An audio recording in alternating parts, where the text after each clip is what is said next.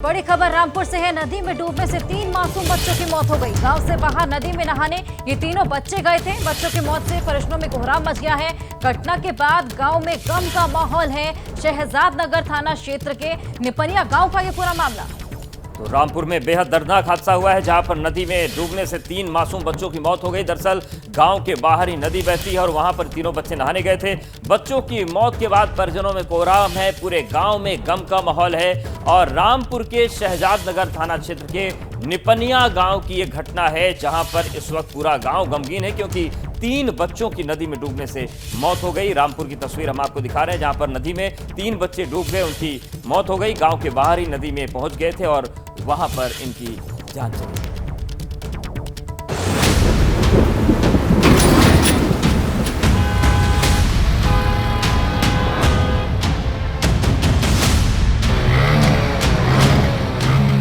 Cyber city पर जल ग्रहण, एक ऐसे शहर की तस्वीर हम आपको दिखाएंगे जिसकी आधुनिकता और चकाचौंध की मिसाल देश भर में दी जाती है, लेकिन उस शहर पर जल ग्रहण लगा है। राजधानी दिल्ली से सटा हरियाणा का हाईटेक जिला गुरुग्राम आधे घंटे की बारिश के आगे सरेंडर कर गया।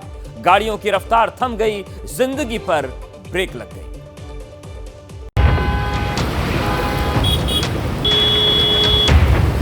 आधा घंटा बारिश हुई है मैक्सिमम, और उसमें ये हाल है, इतना जाम है। बारिश का कहर, पानी पानी शहर, बादलों की दहाड़, थम गई रफ्तार। हाईवे है या तालाब, जाम में फंसा गुरुग्राम।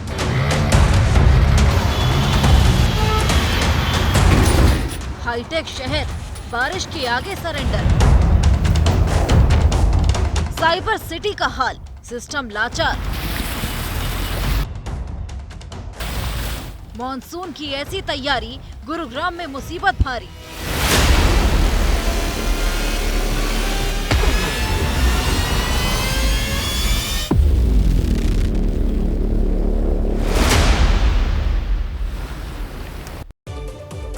तो गुरुग्राम में आधे घंटे की बारिश के बाद शहर की बदहाली की ऐसी तस्वीरें सामने आई, जिसने हाईटेक के तमगे पर सवाल खड़े कर दिए। सिस्टम को आईना दिखाती एक बारिश ने बरसाती सीजन की तैयारियों के दावों पर ऐसा पानी फेरा कि पूरा शहर डूब गया।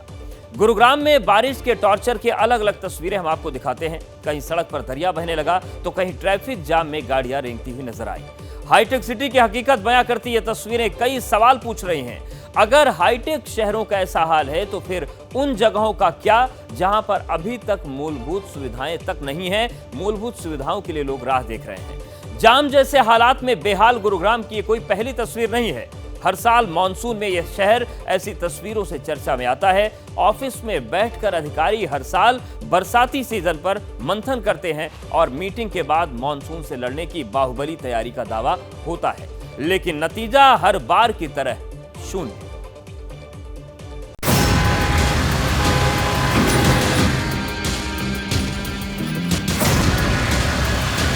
ये देश की राजधानी दिल्ली से सटे उस शहर की तस्वीरें हैं जिसके विकास और हाईटेक की कहानी पूरे देश में सुनाई जाती है। ये उस मिलेनियल सिटी की तस्वीर है जो आधे घंटे की बारिश के आगे सरेंडर कर गई। दिल्ली से सटे गुरुग्राम में हुई तेज बारिश के बाद की ये तस्वीरें कई सवाल खड़े कर रही है कि आखिर मॉनसून की एक कैसी तैयारी है जिसने बारिश के आगे सरेंडर कर दिया। हरियाणा की आर्थिक राजधानी कही जाने वाली ग्लोबल सिटी गुरुग्राम सैलाब के आगे बेबस है। सड़कें दरिया बन गई हैं, गाड़ियां पानी में हिचकोले खा रही हैं और लोग घुटनों तक पानी को पार करने को मजबूर हैं।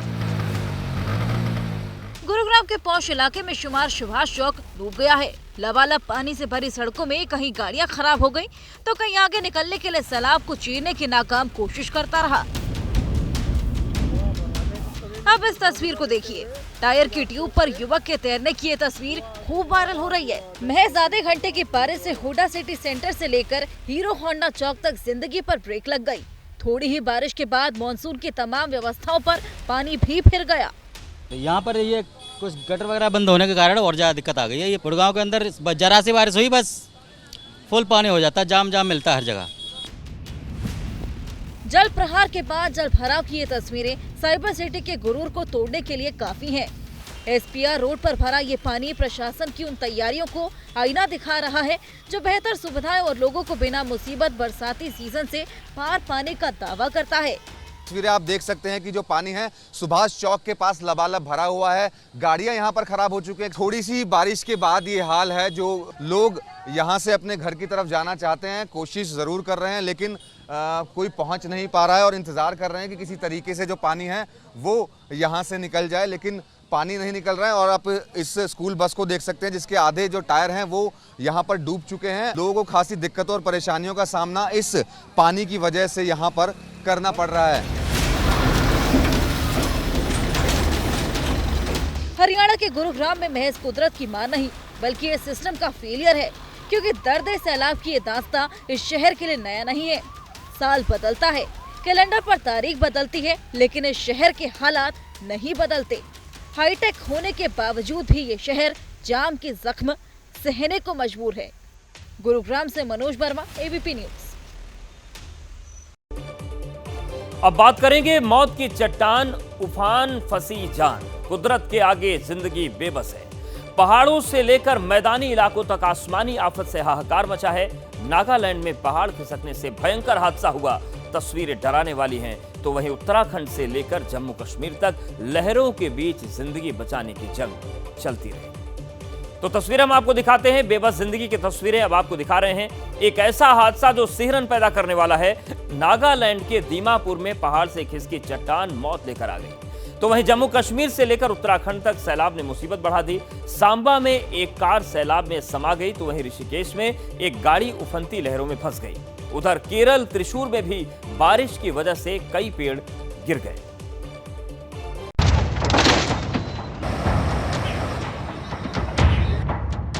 पहाड़ से आई मौत, आफत का डरावना मंजर। आसमानी आफत किसे कहते हैं, उसकी तस्वीरें नागालैंड के दीमापुर से सामने आई है। कमजोर दिल वाले इन तस्वीरों को कतई ना देखें। सड़क पर गाड़ियां रुकी हैं, बारिश हो रही है, लेकिन चंद पलों में जो हुआ गाड़ी में बैठे लोगों ने कभी सोचा नहीं होगा। अचानक पहाड़ से चट्टान खिसकी, बड़े बड़े पत्थर रफ्तार से नीचे आए और सड़क पर खड़ी इन गाड़ियों को अपनी चपेट में ले लिया। ये भयानक हादसा नागालैंड के दीमापुर का है, जहां चुमोक केदिमा के पास बड़ी चट्टान ने रोड से गुजरती 3 कारों को कुचल दिया। भयानक हादसे में 2 लोगों की मौत हो गई, जबकि 3 लोग घायल हुए हैं। हादसा इतना भयंकर था कि तीनों गाड़ियों के परखच्चे उड़ गए। बारिश का कहर देश के कई हिस्सों में देखने को मिल रहा है। अगली तस्वीर जम्मू कश्मीर के सांबा की है, जहां पर नदी में आई बाढ़ में कार फंस गई। ड्राइवर ने तो समय रहते बाहर निकलकर जान बचा ली, लेकिन धरती को चीरते हुए बह रहे सैलाब ने गाड़ी को अपने आगोश में ले लिया। ऐसी ही एक तस्वीर उत्तराखंड के ऋषिकेश की है। ऋषिकेश चीरा रोड के पास घासीराम नदी पर उफान पर है। दिल्ली का रहने वाला खालिद महमूद अपने दोस्तों के साथ ऋषिकेश घूमने आया था और इसी रास्ते से दिल्ली अपनी कार से वापस जा रहा था, लेकिन नदी की गहराई का अंदाजा न होने की वजह से पानी की लहरों में फंस गया। हालांकि मौके पर पहुंची पुलिस ने न केवल कार सवार लोगों की जान बचाई, बल्कि गाड़ी को भी सैलाब से सुरक्षित बाहर निकाल लिया। Bureau report, ABP news. Sawan के महीने के आगाज के साथ ही कांवड़ यात्रा भी शुरू हो चुकी है। उत्तर प्रदेश से लेकर उत्तराखंड तक भक्ति का सैलाब उमड़ा है। हरिद्वार में कांवड़ मेले की शुरुआत हो गई है, जिसके लिए प्रशासन ने पुख्ता इंतजाम किए हैं। बम बम भोले के जयकारों के साथ हर की पैड़ी गूंज उठी है, तो देश भर से शिव भक्त हरिद्वार के लिए रवाना हो चुके हैं। सावन के पावन महीने के शुरू होते ही सड़क पर आस्था का सैलाब है। भक्ति पथ पर भोलेनाथ की आराधना के लिए शिव भक्त रवाना हो चुके हैं। तस्वीरें हर की पेड़ी की हैं, जहां पर मंत्रोच्चारण और जयकारों से धर्मनगरी हरिद्वार गूंज उठी है।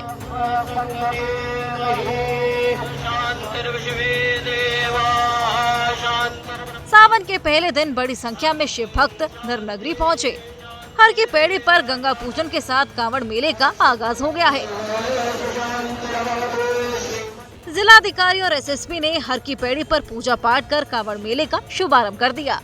इसलिए हमने आशीर्वाद मांगा है कि जो हमारी कांवड़ यात्रा है 2023 की और सोमवती अमावस्या का जो स्नान है वो निर्विघ्न रूप से संपन्न हो, शांति व्यवस्था कायम रखे।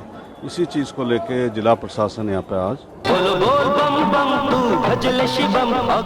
कांवड़ मेले को लेकर प्रशासन ने सुरक्षा के पुख्ता इंतजाम भी किए हैं। पूरे कांवड़ मेले में 7,000 पुलिस अर्धसैनिक बल तैनात है। मेला क्षेत्र के आसपास करीब 600 व्यापारियों की ड्यूटी लगाई गई है। कांवड़ियों के लिए विशेष व्यवस्था की गई है। पिछली बार के मुकाबले इस बार भारी संख्या में शिव भक्तों के पहुंचने की उम्मीद है। साथ ही डाक कांवड़ की संख्या भी बढ़ सकती है। जाम से निपटने के लिए ड्रोन से ट्रैफिक को कंट्रोल किया जाएगा। रिवर एम्बुलेंस भी बनाई गई है। तबीयत खराब होने पर रिवर बोट के जरिए भक्तों को अस्पताल पहुंचाया जाएगा। जो हमारे 7,000 से ज़्यादा पुलिसकर्मी हैं वो भी ठीक रहे और वो भी इन व्यवस्थाओं में सहयोग कर रहे हैं। सभी यूनिट्स हमारी यहाँ पर लग चुकी हैं, जो भी हमारी अलग अलग यूनिट सहयोगी होती हैं। व्यापारियों के भी हमने 600 से ज़्यादा जो हमारी मदद के लिए यहाँ पर सड़कों पर रहेंगे। तो मुझे लगता है जो व्यवस्थाएं जरूरी थी वो हो गई हैं। इस बार पुरुषोत्तम मास होने की वजह से सावन का महीना पूरे 60 दिन का होने वाला है। लिहाजा धर्म नगरी में पहले दिन से ही शिव भक्त पहुँच उठे हैं और गंगा जल भरकर पैदल अपने घरों की तरफ रवाना हो रहे हैं। ये हमारे गांव खेतड़ी तहसील में है, झुंझुनू डिस्ट्रिक्ट हमारा है। वहीं गांव में बोड़ा को जल अर्पित करेंगे, वहीं हम चढ़ाते हैं। हरिद्वार में हिंदू राष्ट्र की कामना के साथ उत्तर प्रदेश के मुजफ्फरनगर में कांवड़िए पहुंचे। हर की पैड़ी से 131 लीटर गंगा जल लेकर मेरठ के काली पलटन मंदिर में जलाभिषेक किया। ये हमने 30 तारीख को जल उठाया था 131। हमें हिंदू राष्ट्र चाहिए। हम ये सोच रहे हैं कि अब की बार यही सरकार आनी चाहिए मोदी।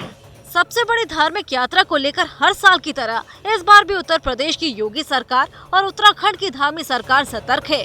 कांवड़ियों को किसी तरह की दिक्कत ना हो, इस बात का पूरा ख्याल भी रखा जा रहा है।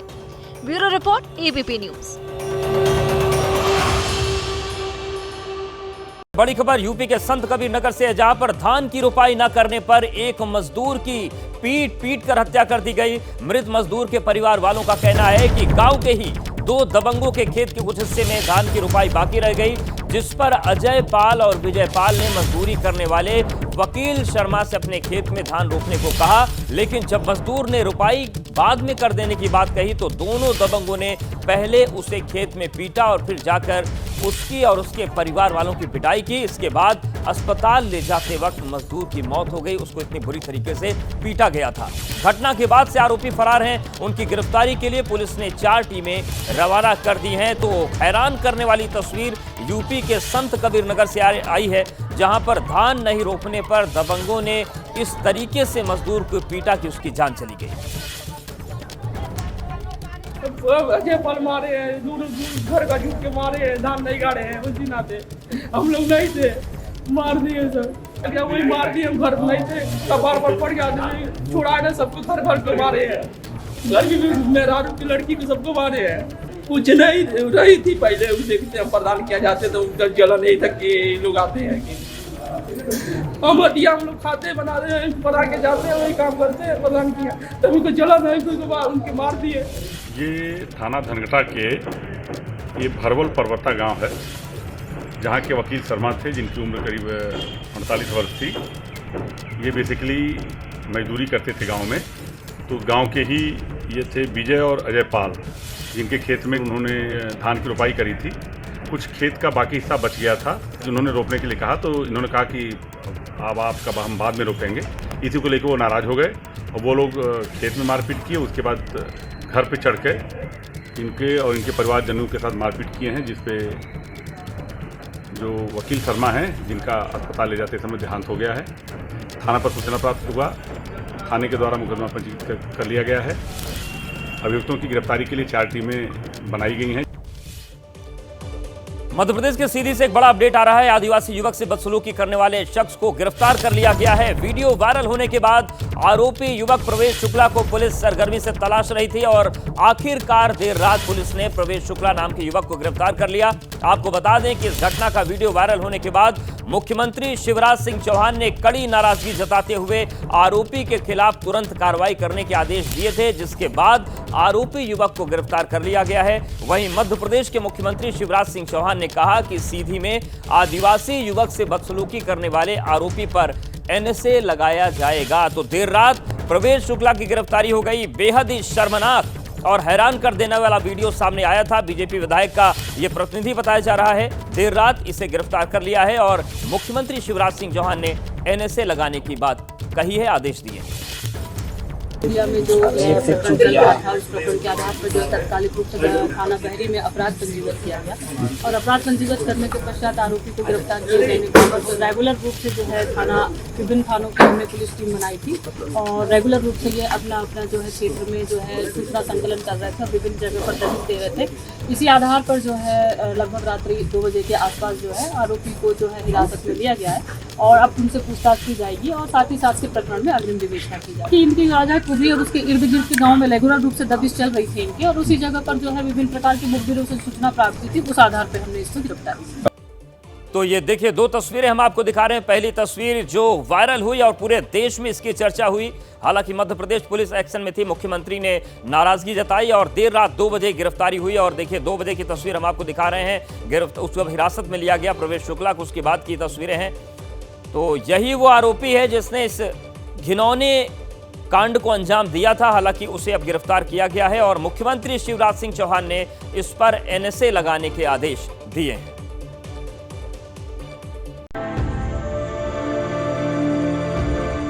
धुंधली तस्वीरों के पीछे की हकीकत इतनी स्याह है जिसे दिखाया नहीं जा सकता। ये तस्वीर सवाल उठाती है कि क्या कोई नशे में इतना धुत हो सकता है कि किसी के ऊपर पेशाब करने जैसी हरकत कर दे। मध्य प्रदेश के सीधी में यही हुआ। मध्य प्रदेश के सीधी जिले के कुबरी गांव की ये तस्वीर सोशल मीडिया में वायरल हुई तो प्रशासन से लेकर शासन तक हरकत में नजर आया। मुख्यमंत्री शिवराज सिंह ने तुरंत कार्रवाई के निर्देश जारी किए। कड़ी से कड़ी कार्रवाई की जाए, ऐसी कार्रवाई जो उदाहरण बने, हम उसको किसी भी कीमत पर छोड़ेंगे नहीं। मुख्यमंत्री शिवराज सिंह के निर्देशों के बाद आरोपी पर तुरंत केस दर्ज किया गया और देर रात आरोपी को गिरफ्तार भी कर लिया गया। आरोपी विधायक केदार शुक्ला का प्रतिनिधि बताया जा रहा है जो पुलिस की गिरफ्त में है। लेकिन ये घटना अपने पीछे कई सवाल छोड़ गई। सबसे बड़ा सवाल मानसिकता का है।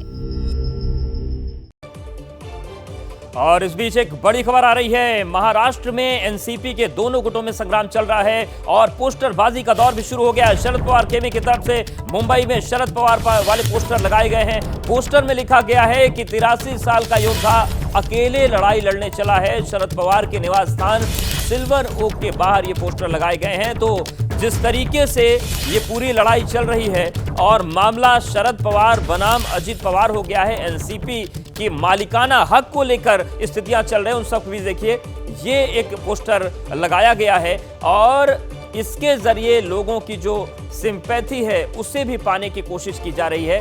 शरद पवार खेमे की तरफ से मुंबई में पोस्टर लगाए गए हैं। हमारी सहयोगी कृष्णा जुड़ गए हैं। कृष्णा, ये जो पोस्टर लगाए गए हैं इसमें क्या संदेश दिया जा रहा है और कहां-कहां ये पोस्टर लगे? जी, मैं आपको बताऊं कि आज का दिन जो महाराष्ट्र की राजनीति के लिए बहुत ही महत्वपूर्ण है। अलग अलग पार्टियों ने मीटिंग बुलाई है। पहले शरद पवार राजी चौहान में मीटिंग करेंगे, उसके बाद अजित पवार खेमे द्वारा मीटिंग बुलाई गई है जो बांद्रा में होगी। उसके बाद एकनाथ शिंदे ने भी मीटिंग बुलाई है और ये कयास लगाया जा रहा है कि जो तमाम आज का दिन है वो शक्ति प्रदर्शन के तौर पर भी देखा जा सकता है। किस नेता के बुलाए गए मीटिंग में कितने विधायक हाजिर होते हैं, उससे ये पता चलेगा कि एनसीपी के साथ इस नेता के साथ कितने विधायक इस वक्त मौजूद हैं। उससे पहले शरद पवार खेमे की तरफ से जगह जगह ये पोस्टर लगाए गए हैं। मैं आपको बताऊं कि सिल्वर ओक से लेकर जो शरद पवार का निवास स्थान है वहां सिल्वर ओक से लेकर वाईबी चौहान सेंटर, जिसकी लगभग दूरी जो है वो 20 से 25 मिनट की होगी, उस पूरे रास्ते में ये पोस्टर लगाए गए हैं और लिखा गया है कि 83 साल का योद्धा एक बार फिर अकेले लड़ाई लड़ने के लिए चल पड़ा है। तो कहीं ना कहीं मीटिंग से पहले इमोशनल कार्ड खेलने की कोशिश जो है वो शरद पवार खेमे की तरफ से की जा रही है और उसी को ध्यान में रखते हुए ये पोस्टर लगाए गए हैं कि एक इमोशनल मैसेज जो है वो बिल्कुल। और ये इमोशनल मैसेज कितना जनता समझ पाती है और जो लोग अलग खेमे में चले गए कितना समझ पाते हैं, देखने वाली बात होगी। धन्यवाद कृष्णा आपका जानकारी और अपडेट्स को देने के लिए।